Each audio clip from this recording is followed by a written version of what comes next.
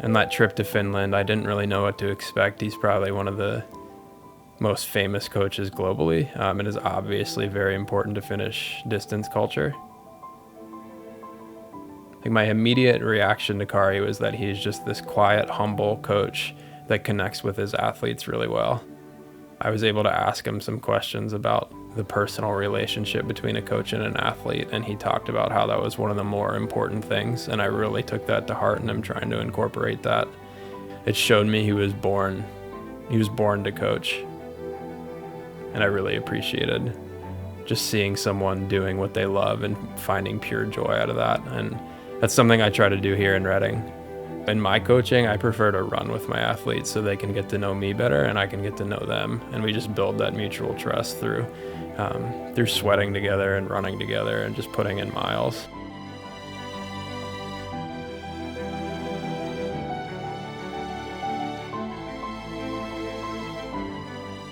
Running's a tough thing. Sometimes the pain's good for you, teaches you something. In my personal running, I just try to have that quiet, hardworking, grinding out the miles kind of attitude. And I think this was part of my personality for years, even before the trip to Finland. But there's something about the Sisu spirit in Finland, people working hard and persevering, and I've tried to take that into my training as well.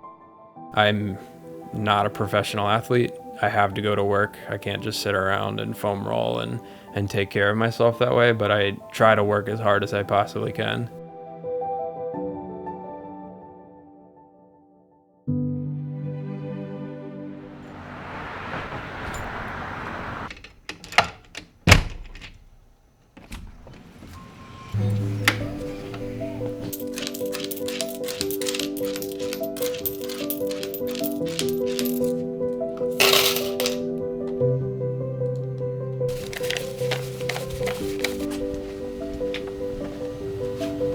Working at the store is a lot of fun. Just you find that perfect shoe for them and they walk out finally smiling. There's one guy in particular that I met through the store. Just gained a lot of weight and was just tried to start running again to get back in shape. And I think he ended up dropping like 50 pounds and is just running incredible now. He actually just ran the Philly Marathon back in November and is very close to qualifying for the Boston Marathon. So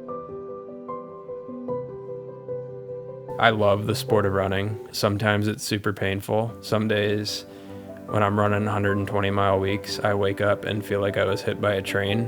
One runner I really respect has told me that every day can't be an A+ day. You have to have some B workouts. Even if I have to limp the first 2 miles, like just getting out the door and being able to do this is just an incredible feeling. Some days I feel like $1 million, other days I don't, but I know this is what I was meant to do.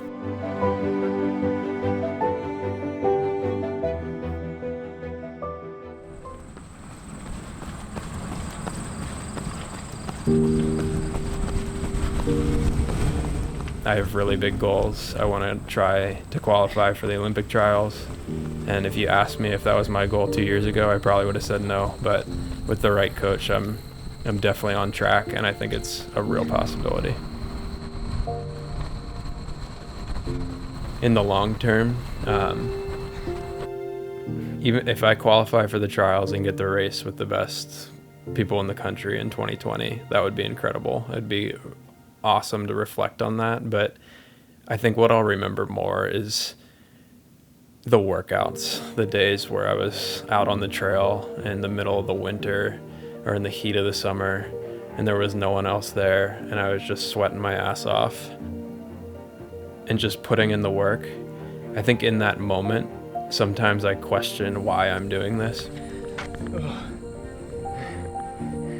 But I think if I accomplish those goals, I'll realize why. Qualifying for the Olympic trials in Chicago, it's gonna be extremely difficult, but damn it, I'm gonna make it.